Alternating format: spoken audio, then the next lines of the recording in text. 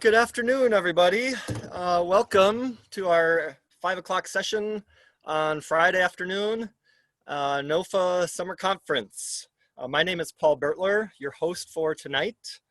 I am a NOFA Massachusetts volunteer and board member, and you are attending the Making Cannabis and CBD Medicine Making with Stephanie Boucher. Before we get started, I have a few reminders to go over. We have a number of sponsors who help make our conference possible, and I encourage you to purchase from them whenever you can. And if you do purchase from them, please let them know, hey, we appreciate that you are a supporter of NOFA. We can't do this work and we can't do the conference without our sponsors. But most importantly, we want to thank you, the viewers and listeners, especially our members who make our education and advocacy work possible. So thank you to all of our NOFA members. And I will note that we are presenting, attending, and hosting this workshop from land that was managed and inhabited before European colonization. For our viewers from outside the New England area, this map can be found at native-land.ca and covers all the Americas and most of the world. So I encourage you to check it out. And now, our distinguished guests, I am pleased to introduce our presenter tonight. Stephanie is a Vermont-based clinical herbalist and cannabis coach specializing in CBD medicine. This is her second summer conference workshop. She attended last year, and due to popular demand, she's back. So we're looking forward to what she has to share with us this evening. So thanks so much, Stephanie. Awesome. Thank you, Paul. I'm excited to be here. Thank you for that introduction. Thank you for acknowledging that we are on native land. I always appreciate that. It's a good reminder. So thank you so much. I'm so glad that there are some folks here. It looks like a nice, small, intimate group for now. So you should be able to get all your questions answered. Like Paul said, I'm going to be stopping intermittently throughout to ask questions. I always love to hear people's voices, so we can open that up for people to unmute themselves, but if you're feeling shy, you can always pop that in the chat too. So I'm gonna go ahead and share my screen, and we can get rolling. Awesome, so today I'm gonna be talking about cannabis and CBD medicine making. We're gonna cover obviously not everything, but a pretty good overview so that you can get started, whether you're working with cannabis or hemp, and I'll talk a little bit about what I mean by the differences between those. So hopefully by the end of this presentation, you're gonna have a good sense of what to do from, working from raw flower all the way to a couple of different finished products, and I've got some recipes for you. So what I'm going to be covering today is we're going to start out looking at some of the constituents, some of the compounds that are in cannabis and hemp.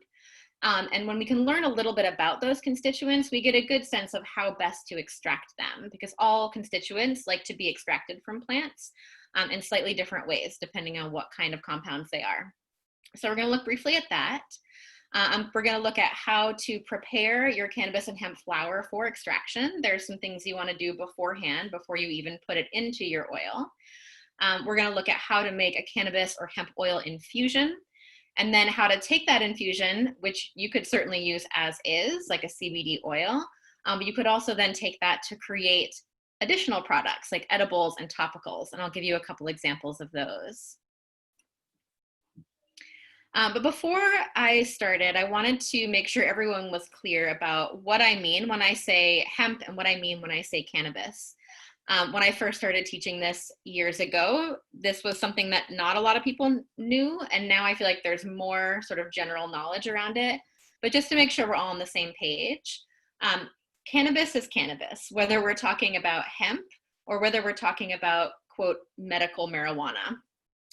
The difference is there when people say hemp versus when people say cannabis. Most of the time what they're referring to is just the relative concentration of CBD or THC. But botanically speaking, they're the exact same plant. They're the exact same species. They're just different ways that that plant sort of shows up in the world. So hemp is cannabis that has less than 0.3% THC. And cannabis, or quote marijuana, is anything that has over 0.3% THC. It doesn't really have any basis in botany or taxonomy. It is purely a legal distinction. And the important thing to know about all of that is that all of these techniques that I'm going to be showing you and talking about, they apply equally to whether you're working with a high CBD strain or a high THC strain of cannabis. There are some little differences to think about, but overall, it's the same plant, so you can apply these techniques to either one. Okay, so constituents and extraction. There's a lot of different constituents in cannabis. There are over 400 different constituents when you look at it. There are some that get a lot more publicity than others. So cannabinoids are the largest, they're not the largest family in the plant, but they're one that gets the most sort of publicity and attention because they're pretty unique in the plant world. There are other plants that have compounds that act similarly, but cannabis is pretty unique. It's one of the only plants that actually produces what are called cannabinoids. And I'll talk more about those in a second. The other really big compound family that exists in cannabis are the terpenes. Those are the essential oils of the plant, essentially. They are what gives it its aromatic quality. They're a lot of what provides the taste. And they are found very commonly throughout the plant world, unlike cannabinoids. So pretty much anything that has a powerful scent has terpenes. So things like rosemary or mint or lemon balm. Those all smell really good because they have terpenes in them. And there's often crossover where a lot of the terpenes we see in cannabis are going to be found in other plants as well. A lot of other constituents that are in there, flavonoids is another really large one. We find flavonoids in pretty much all plants, period. All like green leafy plants, all especially plants that have like purplish pigmentation have a special class of flavonoids. And cannabis is no exception. It has a lot of those in there as well. There's a lot of chlorophyll, of course. That's what gives it its green color primarily. There are also alkaloids in cannabis, which we don't know a ton about what they do in the body, but we know that they're there. And alkaloids generally are very powerful compounds in plants. So things like nicotine and caffeine, and then even more extreme morphine and things like that. Those are all alkaloids that exist in plants. And they tend to be pretty powerful, and it's sort of interesting. We don't really know what they do in the cannabis plant in terms of pharmacology, but they're in there as well. And then, of course, things that we find in most all plants, amines, carbohydrates, there's fatty acids as well. So I always find it useful, before we even think about extracting compounds from a plant, of making a medicine from a plant, it's good to know what we're working with. For the purposes of tonight, we're going to be focusing pretty much only on the cannabinoids and the terpenes. These are the constituents that most people are going for when they make cannabis or hemp medicine, because a lot of these other constituents, they're found in other plants. They're less unique. And these are really where a lot of the medicine lies, in cannabis and hemp. So a little overview about cannabinoids. This is itself a pretty large family. There is over 60, and some say over 100 different cannabinoids. If you look at all the different ways, they can be slight variations from one another. The big ones that we know a lot about, THC and CBD. THC being the psychoactive compound, CBD being the one that is not intoxicating, that has, very powerful stress relieving compounds, pain relieving compounds that people are using throughout the country now that hemp has been legalized under the Farm Bill. So CBD and THC are the two primary compounds that we're seeing in the cannabis or the hemp plant. They tend to be the dominant constituent.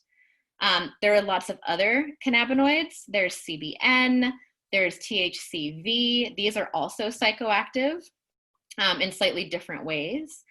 And then CBG is sort of another cannabinoid that's getting a lot of press lately. There are strains that are being bred to be high in CBG. And again, it's very similar to CBD, but it's just sort of a new fun cannabinoid people are experimenting with. And then CBC, and there's many more. So these are those unique compounds to the cannabis and hemp plant that most of the time, that's the primary thing people are trying to extract. So the thing to know about cannabinoids and extracting them is that they are mostly non-polar molecules. What that means is that molecules exist on a spectrum of being polar or non-polar. It has to do with their electrical charge. But for our purposes as medicine makers, what we need to know is that if a constituent is non-polar, they're going to be best extracted by a non-polar solvent. And best examples of those are lipids or fats, things like oil, coconut oil, olive oil, those sorts of oils, and butter as well. So those are sort of the best solvents to extract cannabinoids, as those fat-based solvents. Ethanol or alcohol, interestingly, it is a polar solvent because it does have water in it. Water is considered to be like the prototypical polar solvent. And cannabis does not like to be extracted in water. It's hydrophobic. It tends to it doesn't want to release its medicine into water. But ethanol at higher proofs is able to also dissolve these fat-loving molecules. So we're not going to talk about tinctures tonight, but that's another way that you can extract the cannabinoids, is just using a really high-proof alcohol. And you'll get a pretty good extraction, pretty close and comparable to an oil extraction. Also the terpenes. So the terpenes are the other big class of compounds. These are sort of the 5 most common terpenes that you'll see among cannabis strains. There's obviously much more than this. There's over 200 that can show up in the cannabis plant. But some of the most common ones include limonene, which is also found in lemons, obviously, pinene, which you also find in pine, myrcene, which is also found in mangoes, and hops as well. Linalool, which we know best from lavender. It's that really floral smell. And then beta-caryophyllene or caryophyllene, which is also found in black pepper and tends to have kind of a spicy, it's not as aromatic, but it has a very spicy taste to it. So they smell nice and they taste nice, right? They bring that to the table, but they're also part of the medicine. And so when we're making an extraction, we want to try to capture as much of the terpene profile as we can. Because as we can see, the terpenes like limonene and pinene, they're going to be really uplifting. They're going to help stimulate creativity, elevate our mood, create more alertness. Whereas some of these more sedating ones like myrcene and linalool, they're going to be more relaxing and calming. So the terpenes really drive a lot of that medicinal action and the effect that we feel in our body. So as much as we can capture those, the better. There's 3 main types of terpenes. Not super important to know, but in terms of the monoterpenes, it's good to know a little bit about them. Those are going to be the more aromatic compounds, the limonene, the linalool, the ones that you smell and you're like, oh yes, I can smell that. You smell them because they're very small and light and they volatilize easily from the plant.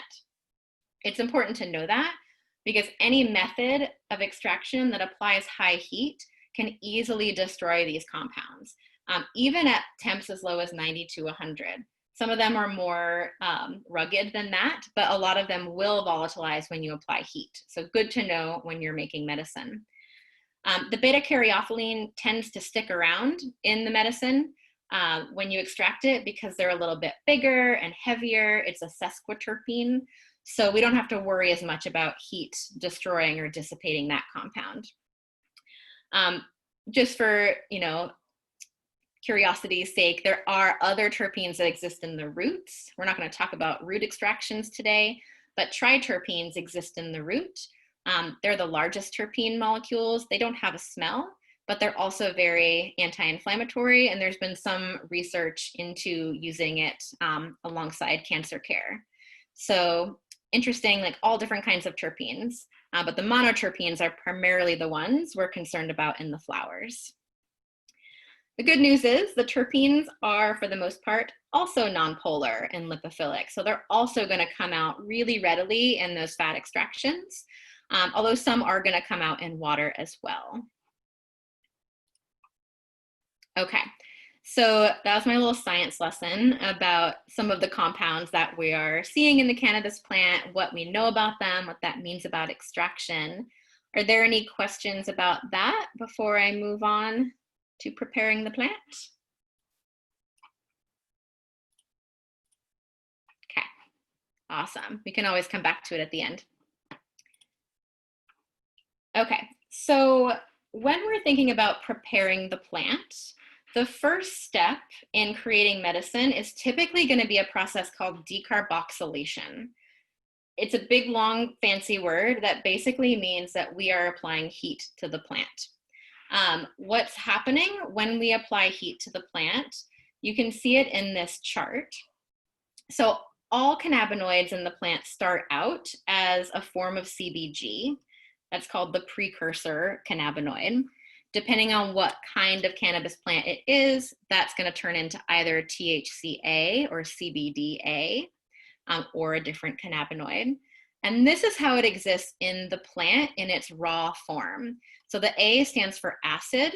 It's a carboxylic acid group that's attached to the end of that molecule. Why is that important to know?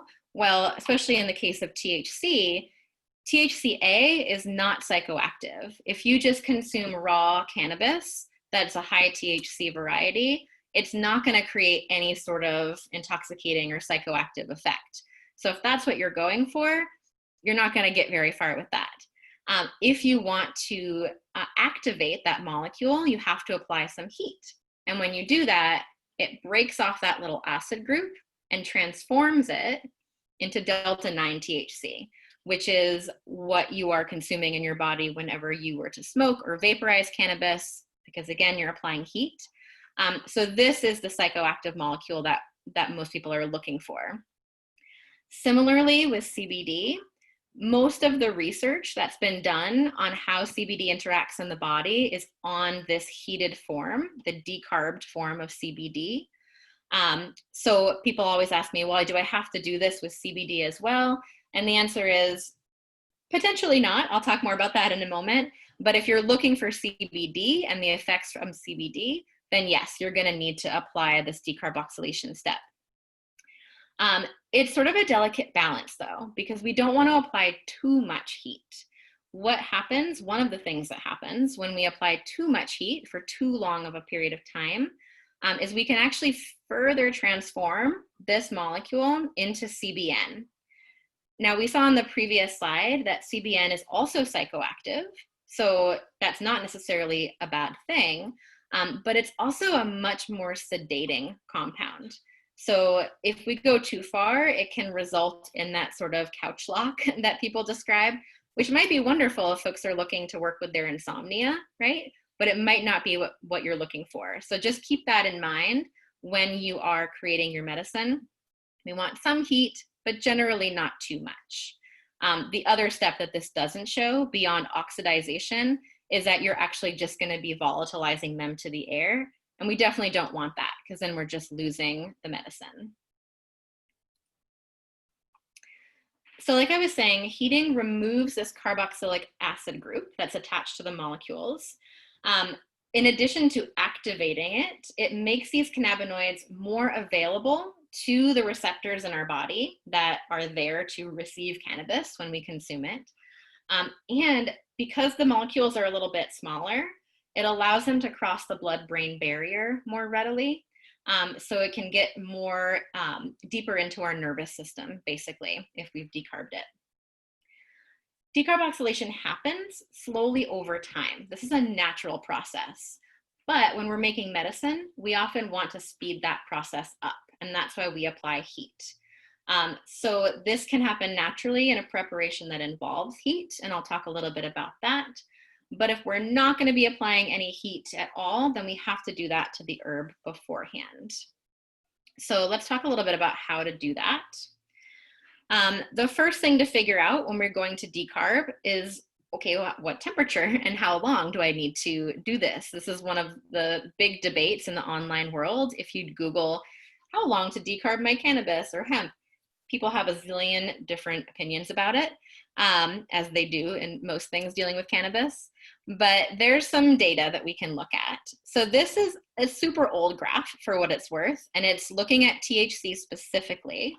It's from 1990, so apologize for the quality.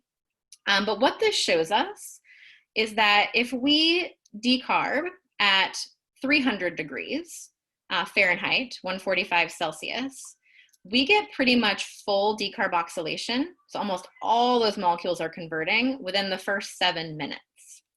So that's pretty fast.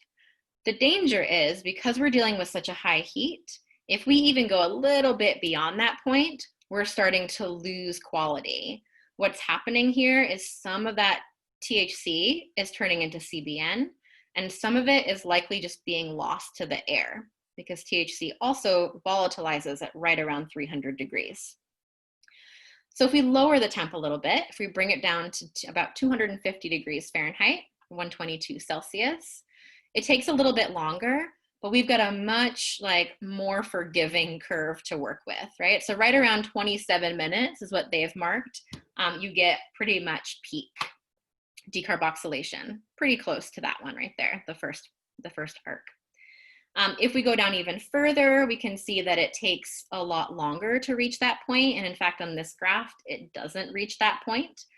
If we continued it on, I imagine it would, maybe after 2 hours or so. So what I glean from this graph and from other studies I've looked at is I like to go somewhere in the middle here. I tend to decarb at around 240 degrees Fahrenheit. And when we do that, it seems to be a good amount of time to do it at around 45 minutes to an hour. And that gives pretty good complete decarboxylation. The benefit also of backing down on that temperature a little bit is, again, because those terpenes really aren't a fan of heat. So as low as we can make it, the better. We're going to be losing less. And there's some other ways we can avoid losing the terpenes too, which I'll talk about in a moment. But here's just another visual representation of what we're doing. So this is that carboxylic acid group. When we heat it up, we just knock that off. And then we have the molecules that we know and love. So then this begs the question, do I have to do this? And the answer is you don't have to, right? If you're going for THC and you want to experience intoxication or a psychoactive effect, you need to decarboxylate. And like I said, most studies look at the effects of CBD and not CBDA.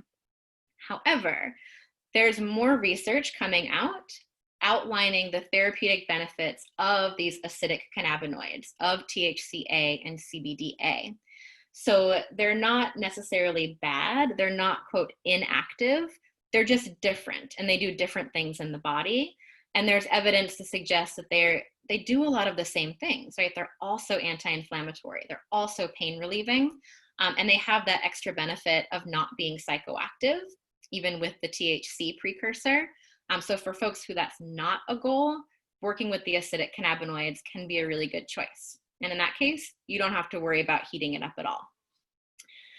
The other really cool thing is that even if we want some of our cannabinoids to be decarbed, it's possible that having some acidic cannabinoids present is actually beneficial. What that means, there was a particular study I'm thinking of that showed that a small amount of CBDA present in a medicine actually helped to potentiate the CBD and made it more absorbable by the body. So in general, the more diversity we have in our food, right, in our remedies, the better. So it's sort of interesting that having that little bit of acidic cannabinoid present is actually, it's sort of an amplifier. So I say that because sometimes people get really hung up on, oh, I need to decarb fully or I'm wasting my medicine. But really, that's not entirely true. That if there's some left over, it's not the end of the world. And in fact, it might actually be a good thing. So there's a couple different ways that you can decarb. there's the oven method, and then there's lots of gadgets that you can purchase that are a little bit more precise. So I'm going to go over each of those. The oven is the most low-tech way to do this. This is something that I still do, even though I have some of the gadgets. Basically, what you're going to do is you're going to break up your cannabis or your hemp. Again, same thing. You're breaking up your flowers with your hands. Or you can grind them in a coffee grinder or a food processor. You just want to try to get them somewhat even in particle size is the goal. Then you're going to spread them out thinly and evenly on a baking sheet or in a casserole dish, something that you can cover, right? Because we don't want to leave it open. If we leave it open, we're going to be losing more of those molecules that are evaporating under that heat. So cover it as best you can with a tight-fitting lid or some foil if you're using a baking sheet. And then you can throw it in the oven for an hour at, again, between 220 and 240, and then allow it to cool for at least 10 minutes before you take it out of the oven. The reason for that is there might be some compounds kind of floating around in that space, and we want to give them a chance to cool down and settle sort of back into the plant material before we take that lid off. The advantages of the oven method, you can do a lot at once. Right? If your Tetra skills are really good, you can easily fit an entire pound in the oven if you're working with that much. The other advantage, obviously, is that it's really low tech, right? You don't need to buy anything special. The disadvantages to this method, you are going to lose some terpenes, right? It's very difficult to make it an airtight container. And there is even a little bit of danger in doing that in an oven because we don't want something to build up. Basically, you're losing carbon dioxide from the plant. There's always the chance that that pressure could cause an explosion. I've never actually heard of that happening. It's theoretical, but I get squeamish about having something that's totally sealed in an oven like that. So the drawback then is that you're going to be losing terpenes. The sort of corollary to that is not only are you losing medicine, but your house is going to smell like weed, which you might not mind, but maybe your neighbors do. Maybe it's not something that you want to be perfuming your house. So just keep that in mind before you stick your tray in the oven. Other drawbacks to this, the temps of ovens are notoriously unreliable. They fluctuate up and down, so it might not be very consistent over time. And then some people, as I've shared this, have issues with the aluminum contact if you're using foil. And my answer to that is, use a casserole dish if you have that instead. There's also a couple gadgets that you can use if you are wanting to go a little more high tech and be a little more precise with your medicine making. So this was sort of the original NOFA Decarboxylator. This came out, gosh, maybe 5 years ago or so. Cute little machine. You can fit up to an ounce of flour in it. No need to grind it. All you do is you put your flour in the machine, you push a button, and it's like a set it and forget it kind of thing. A light changes, and then it will automatically stop when the decarb is complete. And it does a decarb at a very similar time and temp to what I was suggesting in the oven. The really cool benefit of this machine is that there's no terpene loss. Even it has like a silicone topper that you put on, and then you tighten the lid on. Your house isn't going to smell. You're not losing any of those compounds, even though you're heating it up. It's all staying right there. So no odor, and it's super easy, right? Very easy. You don't have to think at all about it, basically. But the big limits to that is the small size, obviously. If you're wanting to do more than an ounce, you have to do several rounds. And you don't have control over the time and temperature, which some people like to play around with those things, so that's not an option with this machine. Ardent, which is the company that makes the NOFA Decarboxylator, also just came out with this sort of like grandmother machine, which is much larger, and it's actually my preferred way to both decarb and infuse. I'll talk more about that in a bit. But this is basically a larger version of the NOFA. So same exact thing. There's two different settings here. And this speaks to something interesting to note about the difference between making CBD medicine versus THC. CBD tends to like a slightly longer decarboxylation time. I don't worry about it too much when I'm making something in the oven, because again, I'm okay if there's some acidic cannabinoids left over. But if you are concerned about complete decarb, there's two different settings. There's one for THC and there's one for CBD, and they've done extensive testing and they've shown complete decarb on both of those using those two different settings. So same advantages as the NOFA. It also has this really cool feature where you can infuse in it. And I'll talk about that when we get into the infusion section. But yeah, it has that infuse option. It also has a baking function, which I don't really use all that much, but you can bake little cakes right in here, which is kind of fun. The drawback is that it's the most expensive option. And that is a drawback of the NOFA as well, right? So this Ardent machine is about $350. It's no small potatoes. The smaller version is about $225 last I checked. I do have coupon codes that I'm going to share with you at the end of the presentation that gets you $30 off. And I can just tell you that now. If you use the code Cannabotanicals on their site, you can get $30 off, so that helps. But it is an investment. It's not for everybody. And it really makes sense if you're going to be doing a lot of this, because it does make your life a lot easier. Okay, so that was everything about decarboxylation and how to do that. Before I go on to making oil infusions, are there any questions about any of those pieces? Hey, Stephanie. Yeah, hi. So this is completely sort of independent of your drying and curing process right after harvest, correct? Yes. Yep, exactly. So this is assuming you're starting with dried, cured flowers. They don't have to be cured necessarily, but they do have to be dried. The reason is that like I was saying at the beginning, cannabis and water don't really get along. So if you're trying to put fresh flowers into your oil infusion, even if you do this sort of decarb process with them, there's going to be a lot more moisture and it's going to cause issues with your extraction. So yeah, you definitely want to have them be fully dried before. Great, thank you. Of course. Any other questions? Okay. All right, so making an oil infusion.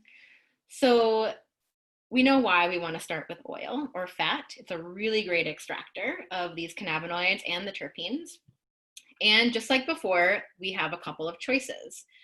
We can use stovetop method, we can use a crock pot, and then there's also infusion machines. And this is really, it's a theme throughout. People always ask me, like, what's the best way to make a cannabis infusion? And really, there is no one best way. It all depends on what your goals are, what kind of equipment you have. And there's so many different ways to do this that I like to lay out options for people, because there's going to be a different right for everybody. So I'm going to talk about some of the pros and cons of these different methods. So the easiest, the most accessible way that you could probably all do right now is to use a crock pot or a stovetop. And the methods are somewhat similar. So you're going to take your cannabis flower, your hemp flower, decarbed if you want. If you're not concerned with that, you can skip that step. But you would take it in that form and just combine it with the oil and butter of your choice. Optionally water, I'll talk about that in a moment. But at bare minimum, you want to add oil or butter. And you're going to simmer those things together on the stovetop for a couple of hours. And if you're doing the stovetop, you're going to want to stir it frequently because there's the danger of the butter burning, basically, or the oil burning on the stovetop. So stir it frequently. That also helps to agitate it, which helps with extraction. Or if you want to use a crock pot, do the same combining and then put that on low for at least 6 hours. You can let it sit for much longer than that. You can do 24 hours, but at least 6 hours to get a good extraction. And then if you did add water at this initial stage, when you strain it and let it, it'll naturally separate, you would want to chuck that water, separate it from the water if you use that. The reason some people add water, and you'll see this in some recipes online, is a couple of reasons. Some people add water because it creates sort of a buffer with the oil and the heat. So the water is going to, some of it's going to be evaporating, and it's going to keep the oil and the butter from burning a little bit better. So it creates sort of a buffer. The other reason people use it is that the water tends to extract some of the compounds that don't taste as good. It extracts some of the chlorophyll, it extracts some of the other, just some of the compounds that aren't as desirable. So when you create an oil and water hybrid extraction, and then you separate that water and throw it out, that water is going to be kind of dark. And so you're getting rid of some of the quote impurities of the plant.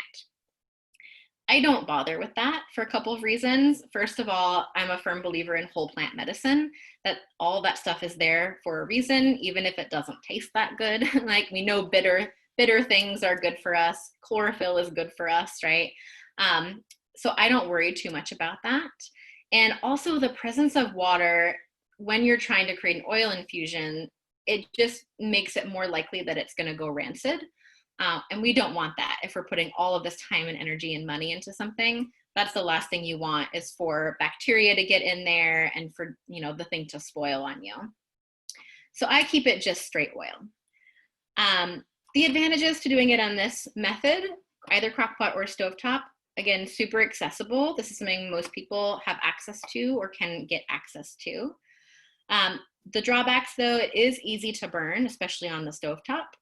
The heat, again, may not be as consistent, more so in the crockpot than the stovetop. And then, like I was saying, if you're using water, the oil might go bad. The other thing about the stovetop, the disadvantage that I don't write, is that it requires a lot of babysitting, right? You have to be there the whole time, continually stirring it, which is not something that all folks would like to do with their afternoon. So there's a couple other gadgets that you can use if you wanted to go that route. There is the magical butter machine, which is one of the oldest infusion machines on the market, and I just love the name. It's a great machine. I still use it to this day. It's basically sort of like a love child between a crock pot and an immersion blender. So if you take that lid off, there's a little stick blender coming out the bottom. And so to use this machine, all you have to do is put your herb and your oil or your butter into the machine, select the time and temp on the top. You see there's different hour settings and different temp settings, and push start. When you do that, all these disco lights will turn on. Every like 20 minutes or so, it makes a loud grinding sound, because what it's doing is it's creating a consistent temperature, but it's also continually agitating it, keeping everything in motion, which helps push the oil through the herb and helps with extraction, and also probably helps to make sure that it doesn't burn if it like settles to the bottom. So this machine is lovely because, again, it's so easy, really consistent temperature. It's self-stirring. It doesn't have like a little self-cleaning function, which is nice. The drawbacks to this, there's limitations in terms of the quantity. So there's a minimum and a maximum. You have to use at least 2 cups of oil, but not more than 5 cups of oil. So if you're wanting to do something outside of those parameters, it's not going to work for you. And it is somewhat loud. It's sporadic, but it does make kind of a racket every so often. And then again, there's a cost associated. So this machine is around $179, I think, last I checked. It only infuses. This does not do any decarb work. And again, I do have a coupon for that as well. If you use Cannabotanicals on the Magical Butter website, you can get 20% off that. But again, it is an investment as well. And oh, I see Jay put something in the chat who said, I've had good success with a double boiler. Yeah, absolutely. That's actually a really great point. You don't have to do a pot directly on the burner. You could do a double boiler method. Just make sure none of the, steam is like falling down into the butter. So like put a nice lid on that. Or you could also use a diffuser plate. They sell these little like metal things you put underneath your pot to help diffuse the heat, so it's not quite as direct. Awesome, thank you for that. The other gadget you can use for infusion, like I mentioned, the Ardent FX again has that infusion mode. So if you were to use this machine, you just you can decarb right in it. allow it to cool from the decarb cycle for about 20 minutes, then add your oil. It has a larger capacity than the little Nova, so you can put up to 28 ounces in here, but there's no minimum. So you can do just a tiny amount in here too, which is nice. And then just hit the infuse button. You can let that infuse for 45 minutes up to 3 hours. They let it run for about 3, but they've shown pretty good extraction after about 45 minutes. And then you just strain your oil. So advantages to this: easy, all-in-one. That's why I tend to use it now. Consistent temp. It's also dishwasher safe, which is nice. The drawbacks to the Nova gadgets is that they don't agitate. They're not doing any sort of stirring during the infusion, which, you know, I used to think was a big deal because I was always taught as an herbalist, like, you need to agitate your tinctures and stir your oil infusions. But they've actually shown really good test results without that. So I'm sort of being converted to thinking that it's less of a big deal. And it does have a slightly smaller capacity than the magical butter. So depending on your needs, one might be more appropriate than the other. Okay, so here is a sample recipe. And these numbers, you know, I sort of just pulled these out of a hat. This would work in any of those infusion methods. I think it would fit into, well, it would be too small for the magical butter, but you could fit it into your crock pot or your double boiler or your ardent. And so this is like a place to start. So if you wanted to make an infused coconut oil, you could take 28 grams of hemp. The test results are always handy to have. If you don't have them, we're going to be making a lot more guesses about our finished product. But if you have test results for your plant, which, you know, most places where you can buy hemp flower or cannabis flower have that information now, which is great. So this theoretical hemp that I'm starting with has 10% CBD, which is average. A lot of the CBD we're seeing now is higher than this, but that's sort of a nice conservative round number to work with. And 0.3% THC, which again is that legal limit. If it's more than that, we're not talking hemp anymore. So we've got 28 grams of hemp that we've decarbed. We add it to 10 fluid ounces of coconut oil. It's always good to sort of melt that down first. I mean, you can measure it out really easily. And then optionally, you can add some liquid lecithin, about a couple teaspoons.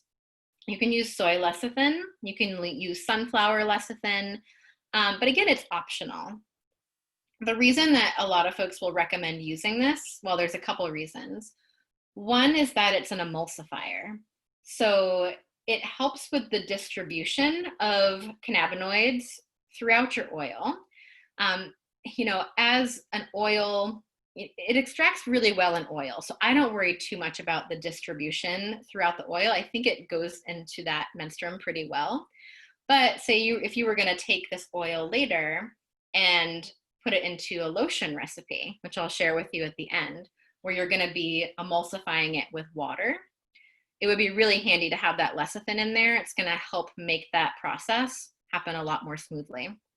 So it's an emulsifier, but it also is supposedly, it helps you absorb the cannabinoids better. I haven't seen really good studies proving this. It's sort of folk knowledge, but a lot of folks will swear by, you know, a lecithin in like a product that has lecithin in it, they will feel more than a product that does not. And in fact, lecithin is often sold as a supplement to help with the absorbability of other nutrients. So if it's something you have access to and you're interested in using, you can put it in. But I've made lots of oils without it, and they've turned out fine too. So with these ratios, you could follow any of those infusion methods, whichever one speaks to you and is the most accessible to you. And then if you were to follow these ratios, this is what you would theoretically come out with. And I have two different sets of numbers here. So the total possible cannabinoids that you could extract. So if we were to pull every last bit out of those flowers, we could theoretically extract 280 milligrams of CBD into each ounce of coconut oil and about 8.4 milligrams of THC. And don't worry, I'm going to tell you how I got those numbers. However, we are not perfect. No solvent is perfect. So we're probably not going to get 100% of those cannabinoids. The conservative estimate that I like to use based on a lot of studies that I've seen in my own experience is that we can expect to get maybe around 80% of those cannabinoids. So when we take that and we multiply it by 80%, we get a more probable estimate that our finished remedy is going to have about 224 milligrams of CBD per ounce and a little less than 7 milligrams of THC per ounce. So you'll notice that that's quite a bit lower than most of the products that you'll get on the market, at least for CBD oils. It's difficult to achieve those potencies making your remedies at home, because most of the time those products are using a different process where they're concentrating the cannabinoids into sort of like a solid extract and then dissolving them into an oil. They're not doing this sort of direct infusion process. So it's going to be a little less potent. But I think, being able to make your own at home makes up for that. You get a much more direct experience with the plant, potentially extract more of the plant into the oil. So I think there's benefits to it as well. Okay, so a little bit of math here, and this is not the easiest to read, but I'll walk you through it. How do you get to those numbers? So it's not as complicated as it seems. All you need to do is you start with the number of grams of cannabis in your recipe. So we had 28 grams, we had an ounce of flower. And you want to multiply that by the percentage of CBD or THC in your cannabis. All right, so if our theoretical hemp is 10% CBD, we just multiply 28 grams by 0.10, and that tells us that in that little basket of flowers, we have 2.8 grams of CBD, of pure CBD. Now, we don't normally think about CBD in terms of grams, right? We think of it in terms of milligrams. So all we have to do there is multiply it by 1,000. So in an ounce of hemp flower at 10%, there are 2,800 milligrams of CBD, right? It's quite a bit. So that's what we've got to work with. If we then divide that by the number of ounces we've put into our recipe, right? That's just how we're going to distribute those milligrams throughout the oil that we've put in. That is going to tell us that we'll get about 280 milligrams of CBD per ounce. Right? Follow that so far?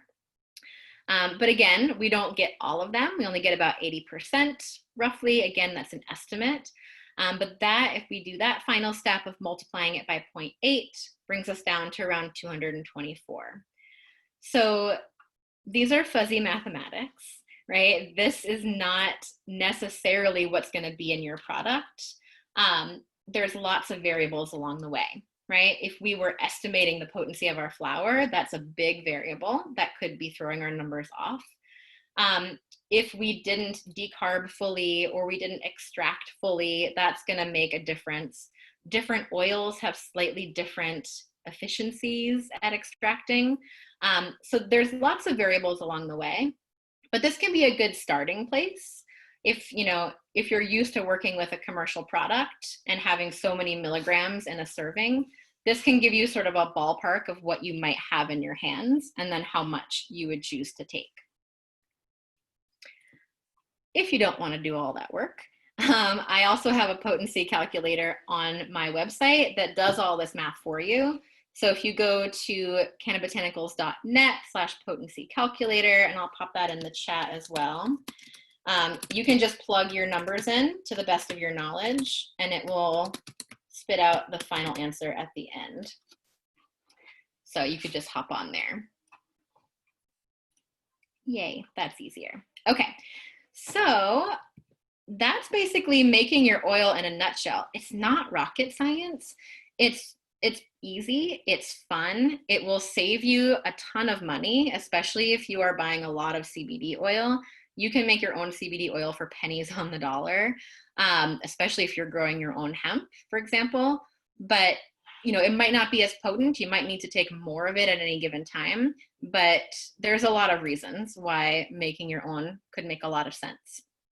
So before I go on to talking about how to then do like stage 2, making more complex products like edibles and topicals, are there any questions about oil infusion or doing the math?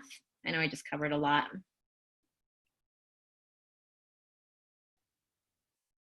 Are we good? All right, I think we're good. Awesome, you guys are so quiet. All right, so edibles. Why would you want to make edibles, right? We've done all this work already. We have a beautiful finished oil. You could just stop right there. But why would you want to make an edible? So edibles are, first of all, a great option for folks who don't like or cannot smoke. The same can be said of just using an oil orally. So edibles are a good option for people who just don't want to use inhaled cannabis.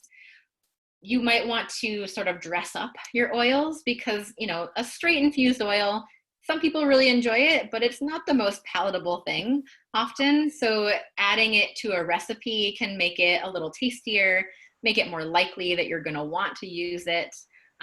So there's definitely that benefit to it as well. The other piece around edibles is that when we swallow a product, when we basically have oral consumption of cannabis, it's a totally different pharmacology than smoking or even sublingual dosing. So when we consume cannabis, there's going to be a slower onset, but a longer duration. So there's a little graph I have here. This is compared to smoking it. When we smoke hemp or cannabis, the peak cannabinoids happen within like the first 10 minutes. So it goes straight into our bloodstream and we experience basically peak very quickly. After that point, there's a pretty dramatic drop off. And then within 2 to 4 hours, usually people have found that it's worn off. When we're eating it, right, or swallowing the oil or in an edible, it's not going to kick in potentially for, you know, this shows peak after an hour. Depending on your metabolism, it might take up to 2 hours. So, you know, this is the classic mistake that people make when they've consumed a high THC edible and they're like, it's not working yet. It's working, it's just taking its time. So that's a period of time when you don't want to consume more.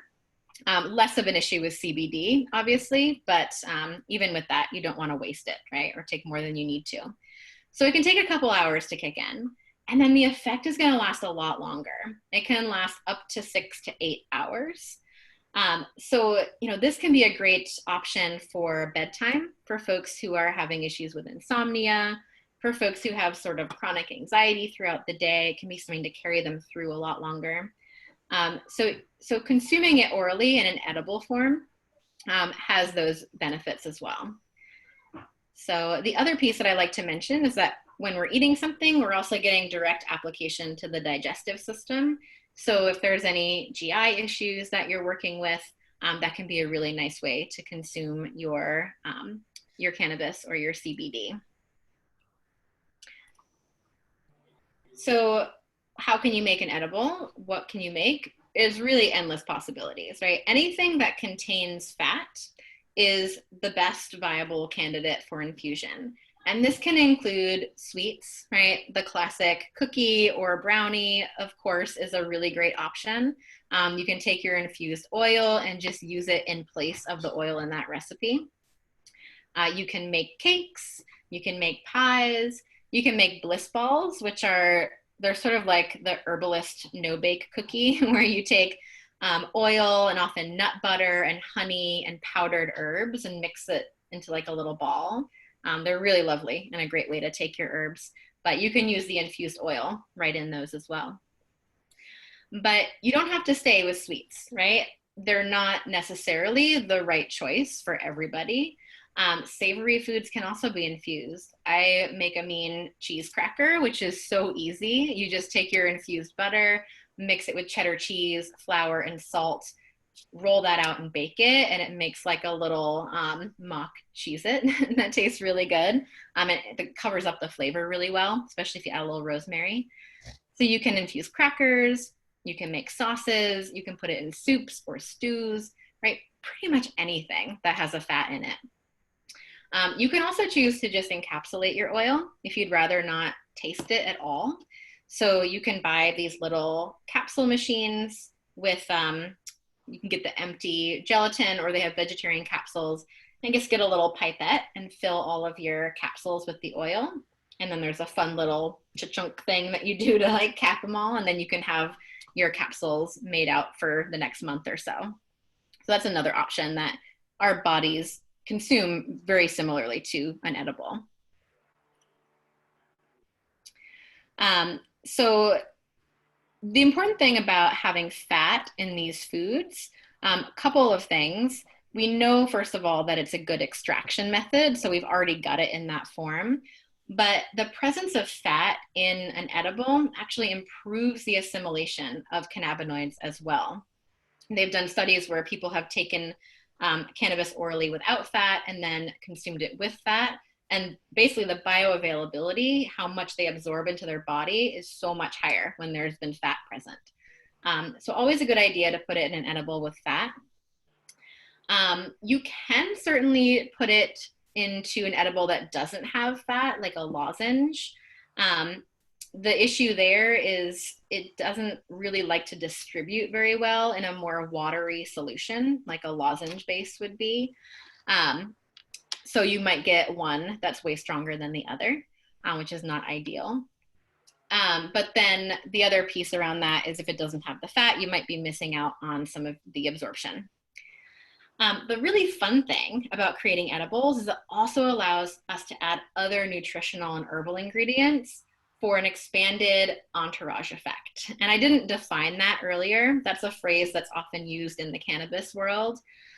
Entourage effect just means the sum parts of all of the compounds that are in the cannabis plant working together. It's basically synergy, how all these things work with one another to create a more powerful medicine than if we isolated the compounds. And when we're adding an edible to the mix with other herbs, potentially other spices, we get a chance to expand that entourage effect and bring in other therapeutic ingredients as well. So I think that's super fun, and we can get really creative there.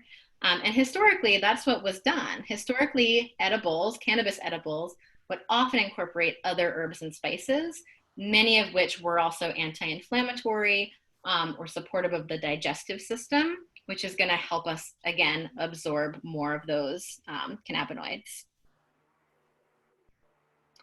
So this is a recipe that I love to share with people. It is hands down the tastiest edible I've ever had. I realize it's going to be really hard to absorb all of this in slide form and a presentation. So if folks email me after this is over, I'm happy to share this slideshow with the recipes in it. So I can send that to you in a PDF form if you want to have all of this. But this is an example of a really healthy edible where you don't have to add a ton of sugar. This is raw, this is vegan, it's gluten-free. It is not nut-free, but it sort of hits most of the other, the things that people look for in like a really healthy food that's going to be, good for most people. So all we're doing is we're starting with that infused butter or oil again. We're mixing that with honey over like a double boiler, get that nice and dissolved together. And then in a blender, we're going to chop up pistachios, walnuts, almonds, and dates to kind of come out with a sticky textured pulp. We add some nice spices to that, cinnamon, nutmeg, and anise, a little bit of lemon zest, some rose glycerate or rose water. Mix all that together, add some coconut flour. You could use regular flour too to sort of like bulk it up a little bit, and then pour your infused oil honey mixture over that. Don't have to bake it. Just chill it until the oil has sort of re-solidified, and then you can roll it into little balls that you can then freeze for long-term storage. You can get real fancy and you can roll them in hemp seeds or rose petals or coconut or whatever. And they're really, really, really tasty. They kind of taste like, what's the stuff? Baklava, with a different spice profile, but really similar, kind of really savory, sweet tasty, you feel like you shouldn't be eating it because it's so decadent, but it's actually this one. This is very good for you. So if you were to follow this recipe using that much of the infused oil from that previous recipe, so I used the potency of that oil that I showed you earlier, and you were to follow this recipe, you would get about 60 little Majoun balls that are about 32 milligrams of CBD each. And this is from Morocco. I cannot take credit for this. This is actually, from what I have found, the oldest cannabis edible recipe on record, basically. It originated most likely in Morocco or thereabouts, but there's versions of this in a lot of different parts of the world. And it was actually the inspiration for the pot brownie of Alice B. Toklas. If you look at the original Alice B. Toklas cookbook, it's actually much more similar to this. And then somehow over time, it got bastardized into like a Betty Crocker brownie recipe. But this was originally what she was referring to as a brownie. So that's an example of a really nice, healthy edible. Any questions about that before I talk about making topicals?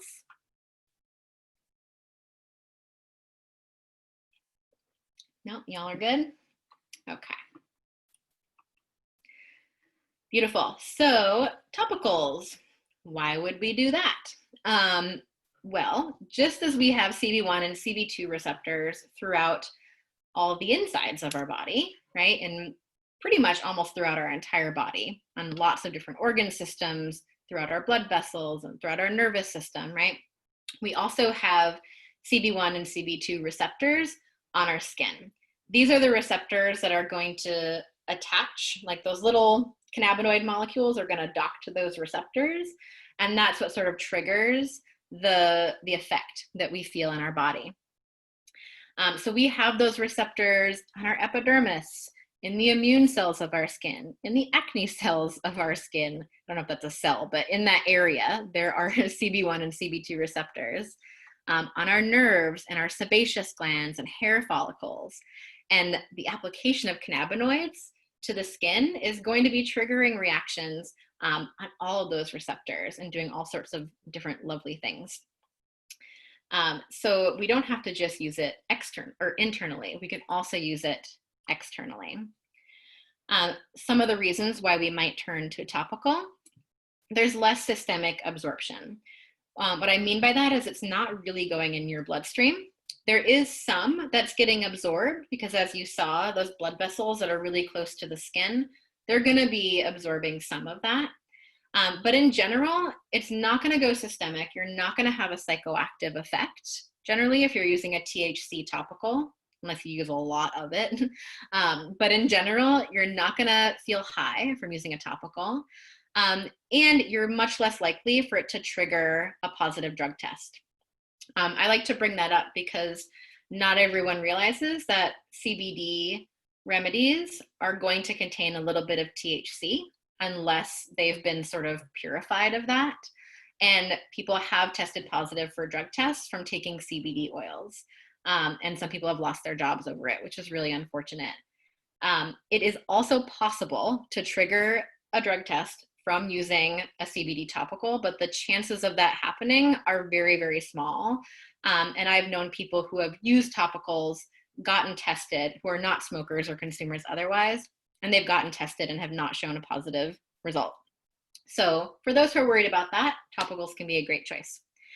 It's also really great for local applications on specific areas of pain or inflammation.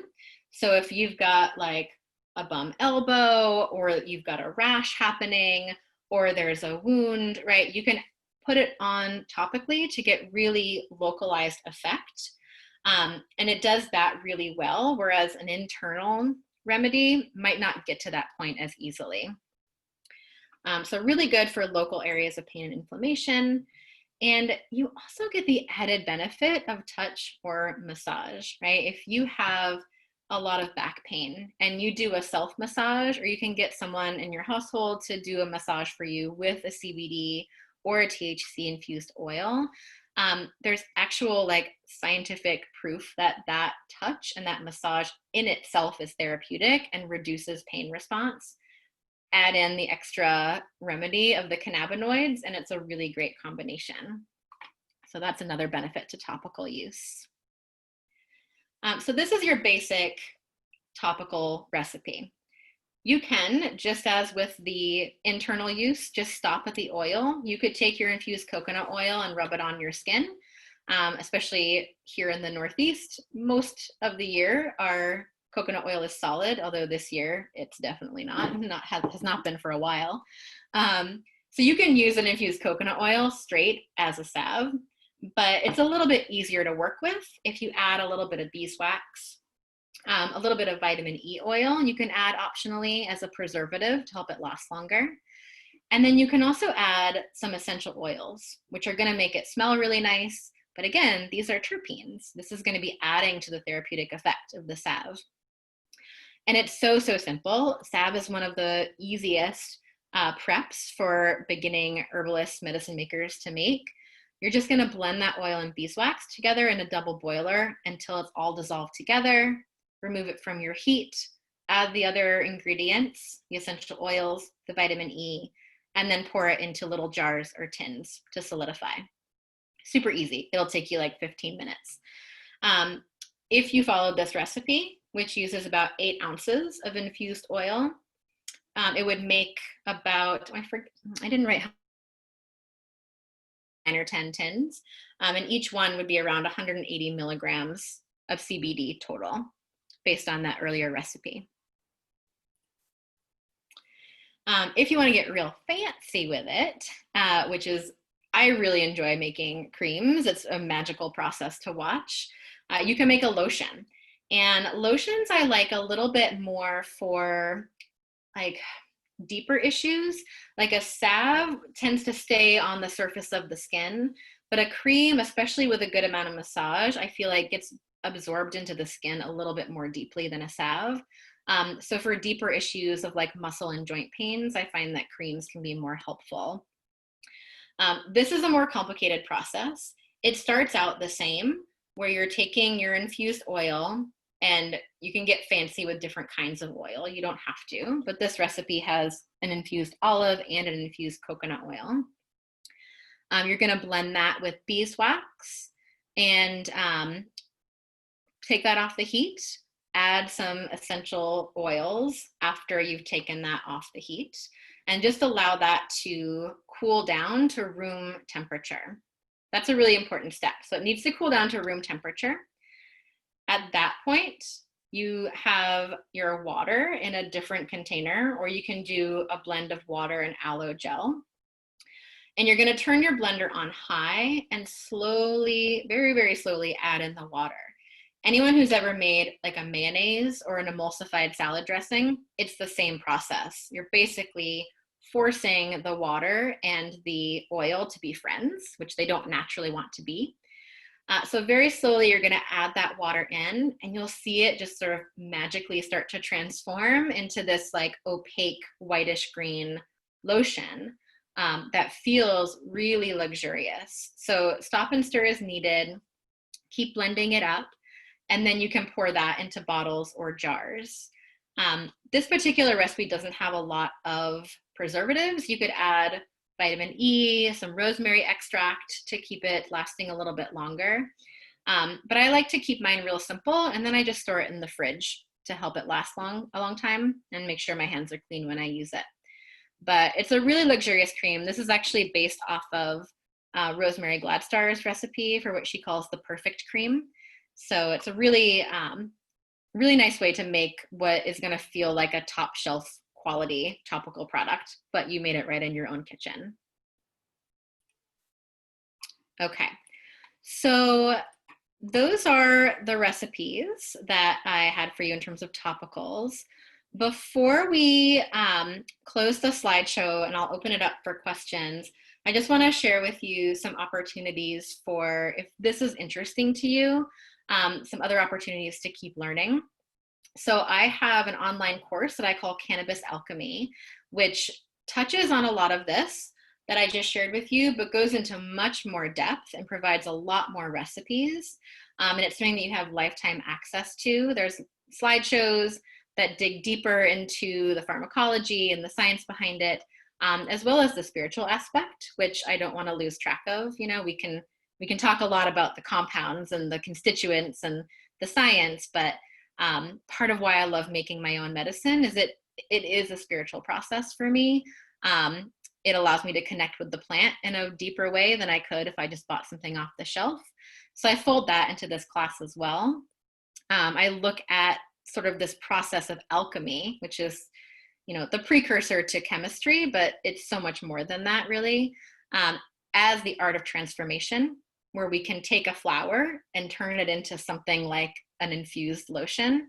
But we can use those same principles and apply them to our own lives, and think about, you know, how can we use that knowledge to transform our own lives into something more potent as well. So I'm really excited about this course. I love it so much. And it's self-paced. It's in my online course area on my website. And I'm actually offering folks who have attended this class that if you're interested in going deeper into medicine making, you get an extra $30 off of this online course. So you can go to the vendor marketplace in the program and you can click through and it will bring you right to the page for this class. And if you wanted to enroll in that, you just use code NOFAMASS and it'll take $30 right off the top. Because I love NOFA people. I want to hang out with you. There's a Facebook group component where I answer all your questions in it as well. So it's not just an online course. There's an opportunity to get your questions answered too. And then finally, the machines that I mentioned for folks who are more gadget oriented. Again, the coupon for that is Cannabotanicals. I link to these in the shop on my website, or you can go direct to the Ardent. I think it's ardentcannabis.com and magicalbutter.com, and you can get some discounts on those machines as well. Okay, so how are we on time? Oh, we did good. So we're about 6:15. I'd love to open it up for questions in the next 15 minutes. This is also my contact info, my Instagram, my email, and my website. If folks want to reach out to me, I can get you copies of these slides if you want those. But you've got me here now for the next 15 minutes. So let me, how do I unshare? I seem to have forgotten how to do that. Stephanie, you can just go back down and hit share, and I think you can. Oh, stop share. It's right in front of my face. Okay, awesome. Beautiful. So I just threw a lot of information at you, and I feel like I talked for a while. So I'd love to hear if you all have any feedback or questions or anything I can support you with. What you got for me?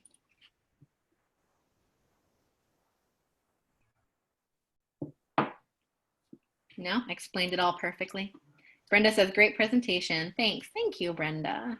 I appreciate that. Okay. Well, I would encourage, anyone has any questions, by all means, please feel free to speak up. And I just want to say, on behalf of NOFA and the Summer Conference, thank you, Stephanie, for sharing your excellent resources and well-organized presentation. Certainly very informative. And we'll just give a reminder about Peter Mulvey at 6:30 to 7. He's definitely great and jamming, so check that out. But by all means, let's open it up for any other questions while we have about 10 minutes. Awesome, thank you. Let's see, Vivian said, sorry I arrived late and didn't hear about sourcing. Vivian, are you talking about sourcing flower, like cannabis or hemp flower? I'm assuming that's what you mean, but I want to clarify. Yes, okay. Yeah, so depending on where you live, that's going to be a different answer. If you are lucky enough to be in Massachusetts, you have access to buy retail high THC cannabis flower in the shops that are sprinkled around the state. Here in Vermont, we don't have that yet. Cannabis is legalized, but not for retail sales. So you still have to have a card in order to access it. So in terms of accessing high THC flower, that's going to be state specific. Hemp flower, on the other hand, is much easier to source. With the 2018 Farm Bill, it became essentially legal. I mean, it's an overstatement to say legal everywhere because there's some states that are still not very friendly. But you are able to grow hemp in most places, and you are also able to purchase it, and it is able to be shipped through the mail, which brings me so much joy whenever I get to ship hemp flower to people. I'm like, I get to put this in a box and mail it away, and it looks just like the thing that I would have gotten in a lot of trouble for doing that not that long ago. But so in terms of sourcing hemp flower, I have some available currently that I've sourced at a farm here in Vermont from Kate Farm. So if folks are looking for small quantities, you can reach out to me. It's a lifter strain of hemp flower, which has 16% CBD, so higher than what I described in the presentation. And that I have available for $25 an ounce. So you can buy that from me directly. But there's a number of farms that I would recommend if you're looking for larger quantities. You can apply, here, I'll put some names in. You can buy directly from Kate Farm. They're my neighbors, so I'm gonna shout them out. That's for larger quantities. You can buy from Lily Hill Farm. They have really great quality stuff as well. They also have smaller jars. If you're just looking for a little bit, you can get like a 7-gram jar off their website, but they also have larger quantities you can buy. And then there's some larger distributors if you want to work with, you know, a larger variety of strains and be able to buy just like a gram at a time. I don't have experience with these places, but there's Black Tie CBD. They're based out of Oregon. And there's always another one that I forget. And I'm not going to be able to remember. But that's another one you can go to, and they've got like a cool little like storefront that you can look at pictures of the individual strains, the flowers, and buy from them. So those are the places that I would recommend looking for hemp flower. Hope that helps. Does baking, so Brenda asked, does baking something with infused oil change the CBD content further? That's a really good question, right? Because we are applying heat again after we've already infused our oil. The interesting thing is that the baking process doesn't really seem to do all that much. You might get like a tiny, tiny bit more decarb from baking something.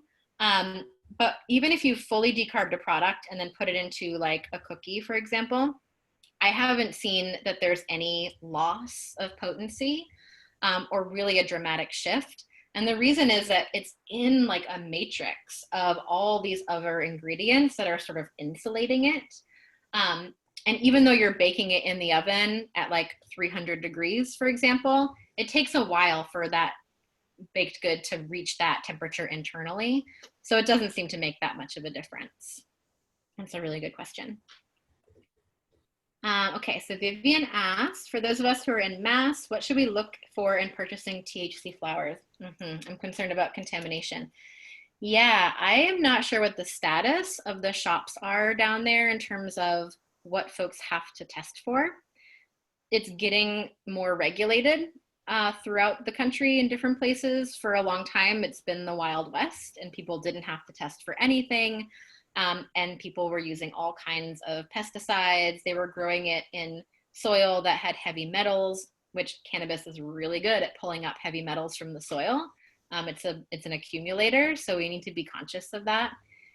If they have test results, that's sort of the ideal scenario, is you find a store or a farm that has not just cannabinoid test results, but is also an organic farm, and that can show you results that they've tested their flower also for heavy metals, there's a whole slew of tests, mycobacterial toxins, moisture content, sometimes they test for. So as many test results as you can get, the better.